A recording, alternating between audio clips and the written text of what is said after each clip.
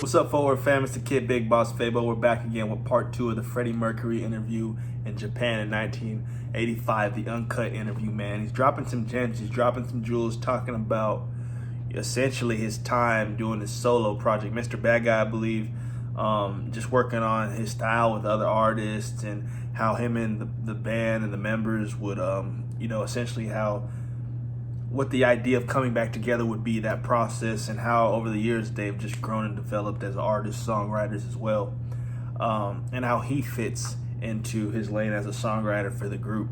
So like, comment, subscribe, hit the notification bell. We're halfway through the video. This is part 2, just a continuation. Check out my Queen playlist, and just be sure to engage with the channel, man. Leave a comment, leave a recommendation. Let's get back into the video. For Mr. Bad Guy track, you say I. You used to like subject I. Now that's more like a tongue-in-cheek song, like. It is. It depends. I mean, that's about the only. Yes, because I say I'm Mr. Bad Guy. I'm Mr. Mercury. It is me. So it's all coming from here. I'm singing it, and people can take it any way they want. People can take it and relate to it in any way they want. I hate, to be honest, in the end, even in interviews or even in sort of any kind of chat shows or whatever, I hate actually trying to analyze my songs to the full. It's like people still ask me what Bohemian Rhapsody is about, and I say I don't know, because I think it loses the myth, and it actually sort of ruins a kind of imagination or whatever, or something that people have built up. And I will say as much as I can about certain songs I write, but in the end I don't like to analyze it, because I don't analyze songs myself. I mean, I just sing them, I write them, and record them and produce them. And then it's up to the individual buyer to actually buy the way that he or she feels it. Because otherwise I ruin a kind of mystique that might portray that track. So I hate doing that. And as far as Mr. Bad Guy is concerned, it is to do with me, but I mean, I can be Mr. Bad Guy in very different ways to a lot of people. I'm not going to sit here and say what Mr. Bad Guy exactly means. All I can say is Mr. Bad Guy is me, and then they can take it from there. Just a quick point, I never really heard an artist harp really as much as Queen did on the fact of the myth and mystique to songs, not revealing too much about the detail and the meaning behind songs. Of course you heard that here and there and stuff like that, but I never really took time to think about that. And it's true, in some sense, you want to leave it up to the listener to create that story and that fantasy associated with what you're talking about. If you ask the artist and they just reveal it to you, it could be just a story that's close to their heart, something they personally relate to, and it's not meant to hit you that way. Music they create is meant to hit you in a specific way. So that's a huge point, man. Right. Okay, he needs that input, because otherwise he doesn't know what to ask me afterwards. Anyway, carry on. But do you deliberately not stay away from those writing? That's very true. I don't like to write message songs, because I'm not sort of politically orientated. I'm not like a John Lennon or a Stevie Wonder. I just feel that my songs are just basically commercial love songs, and I like to put my emotional talent into that. I don't want to change the world. I don't want to talk about peace or any kind of sort of political content, because I just don't feel I'm motivated that way. You have to be motivated that way. I mean, it's all right for me to sit here and just say, okay, I'll get up in the morning and say, I want to write a peace song. That wouldn't be right, because I mean, those kind of things you have to actually believe in. And I'm not saying that I don't believe in peace. I just don't feel that I don't personally feel I'm capable of writing peace messages and things like that, because I'm not in that sort of in that environment. I don't want to put myself in that environment. I'm into basically writing songs about what I feel about, and basically what I feel very strongly about is love and emotion. And I think my solo album is filled with that in various different attitudes and ways, and that's about as far as I want to go. But I'm not a John Lennon who will sort of go and sleep and will actually act out his actual emotions, apart from writing songs, peace for the world or whatever, and sleep in bags for I don't know how long, to actually go through that, because I'm not that way. And for me to actually go and write a peace message would be wrong, because I think it would be, people wouldn't relate, because suddenly they would say, Freddie Mercury suddenly wants to write about peace. You have to sort of have a very sort of strong upbringing and a long sort of, you have to go through a certain amount of history of actually allowing people to accept the fact that, look, he does believe in what he's writing about. And as far as I'm concerned, I hope people believe in the fact that I do go through torture and pain in terms of love and whatever. And that's all I want to write about. It comes easy for me, and I think that's my natural gift. So that's all I want to do. I mean, you can't really knock him there when he says that, because each and every artist has a specific place where they draw their emotion from, I guess their inspiration to write their music from. You know, it's very different for every artist. That's the depth of, it's crazy, man, the depth of music and writing and creation.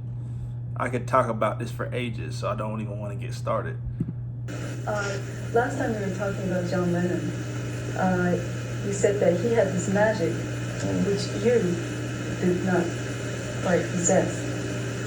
And well, I mean, I've never. Well, to be honest, I would never like to put myself in any kind of parallel with John Lennon at all, because he was just the greatest, as far as I was concerned.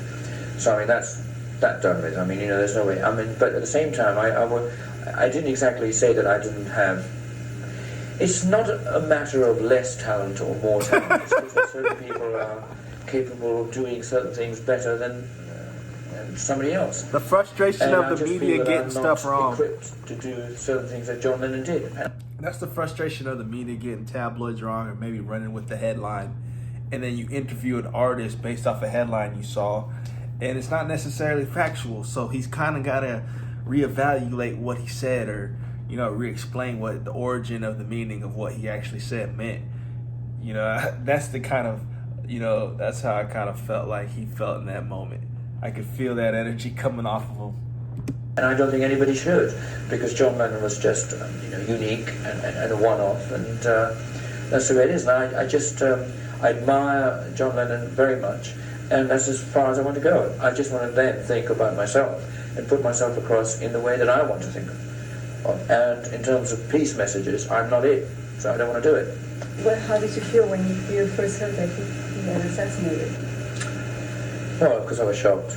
You know, I was just dumbfounded, and what do you do? I mean, it's just something that you think will always happen to somebody, or you, or whatever, and it just happened to somebody. I mean, it's just one of those things. What can you do? Well, I was just shocked and disbelief. There was disbelief, and life goes on. But he recalls, going back to the thing about the message song, he recalls that you did a track when John Lennon.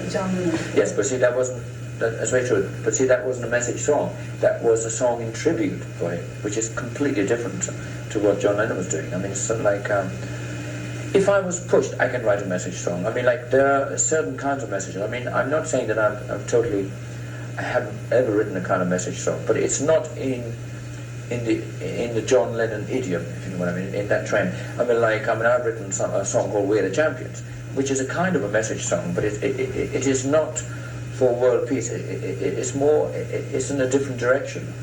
But I mean, of course, I mean, it's like very a true. motivational fact song. That It's encouraging. When John Lennon sort of passed away, I mean, I wrote a song in tribute.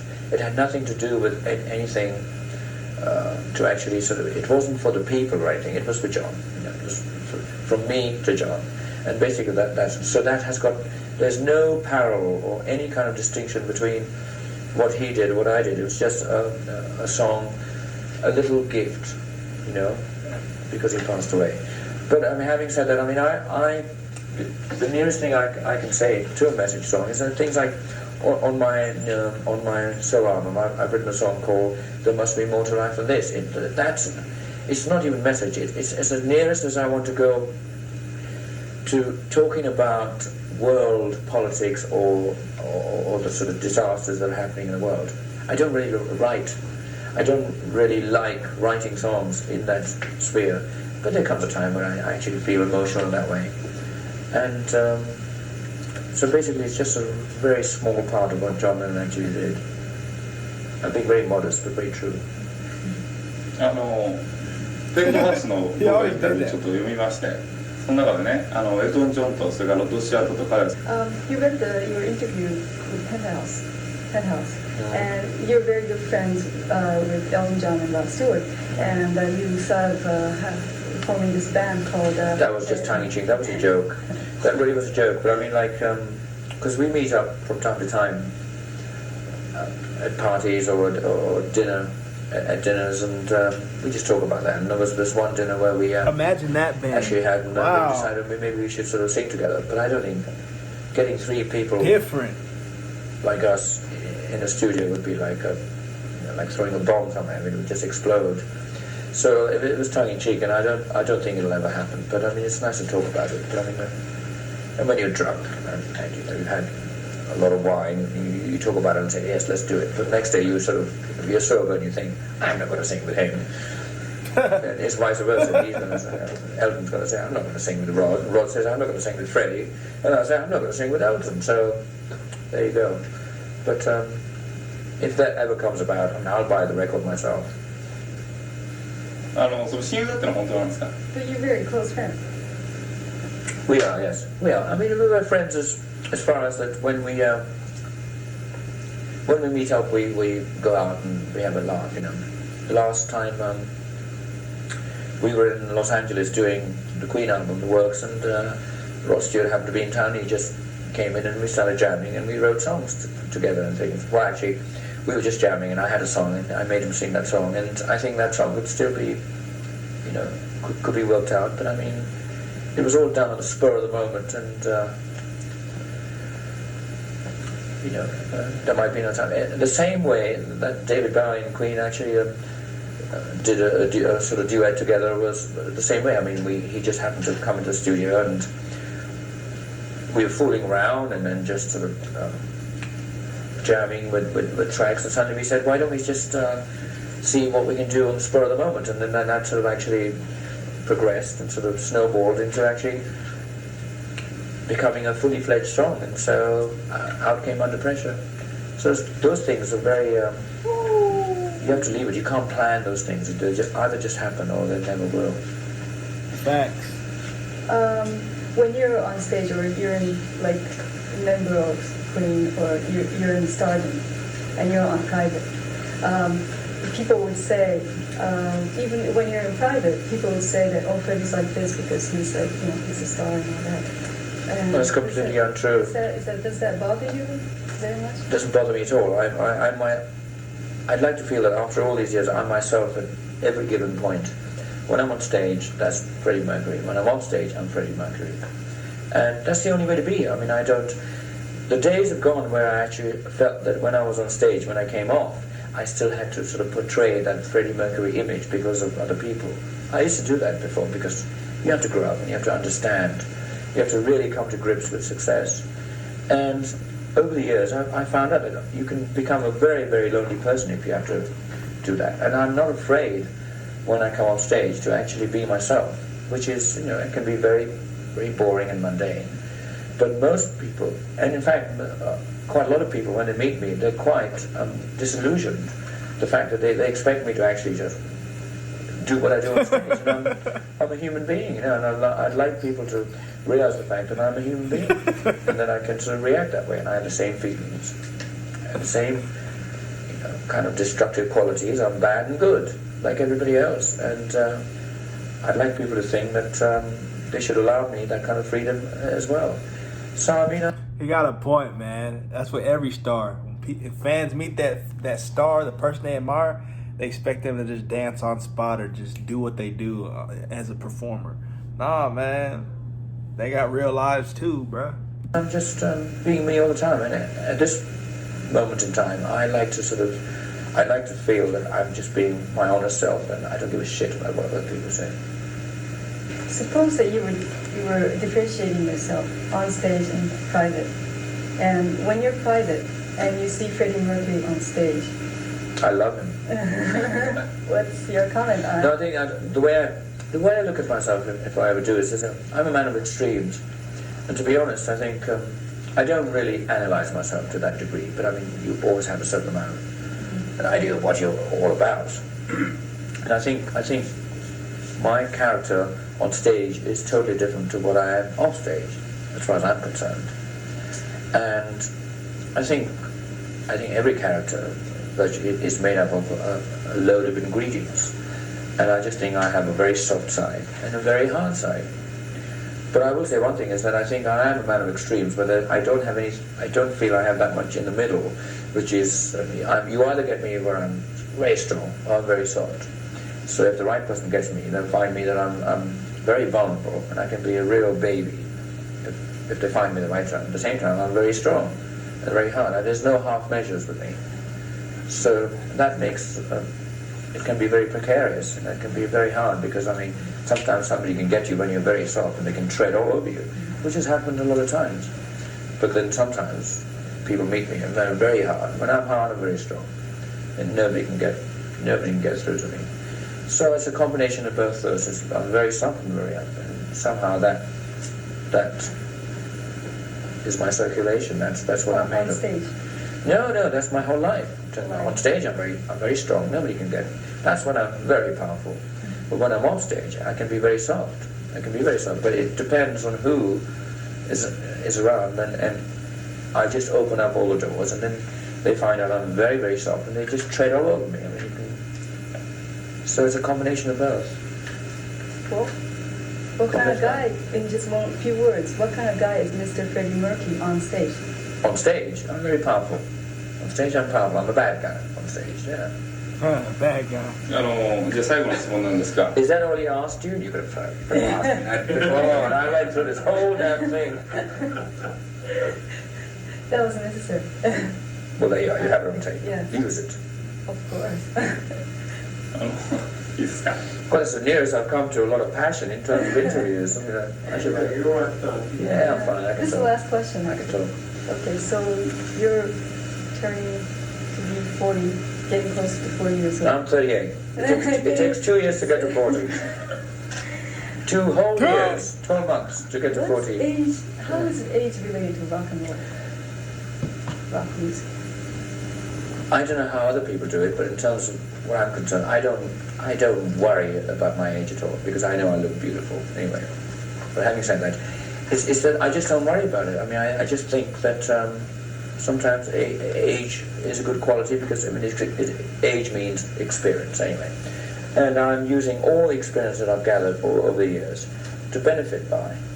And to be honest, I don't worry about it, because why should anybody worry about age? Because there's nothing to do about it. You can't get younger. And as far as I'm concerned, I mean, I just want to pack in as much of life and fun and having a good time as much as I can within the years I have. So I'm not worried about getting younger or getting older. I just know that I just want to live life to the full and spend it. 終わりですね。 Thank you very much. There you are. Okay. Well, if you can't use that, I'll tell you. I'll just He's very privileged. That's it. But I mean, as long as you get hold of it and There we just go. send it out everywhere. Because I mean, I just keep doing interviews, and now I think on video or whatever, you have enough. What do you say? I can't talk here. What no, you cut, and That's right. He's very suddenly you go from one to the other, and I think you'd make a good compilation. That's it.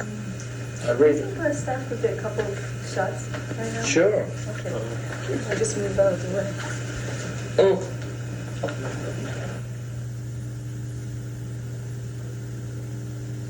Just me on my own? I'm not with anybody else.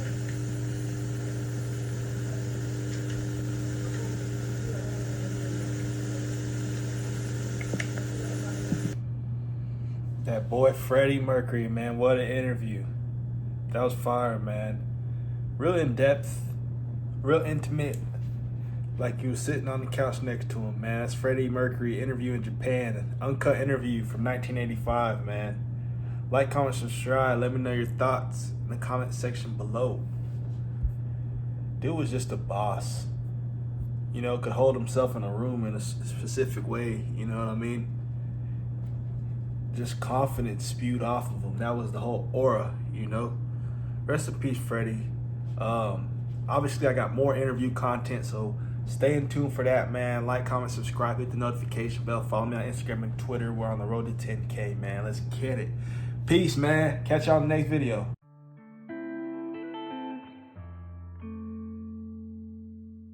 never stop.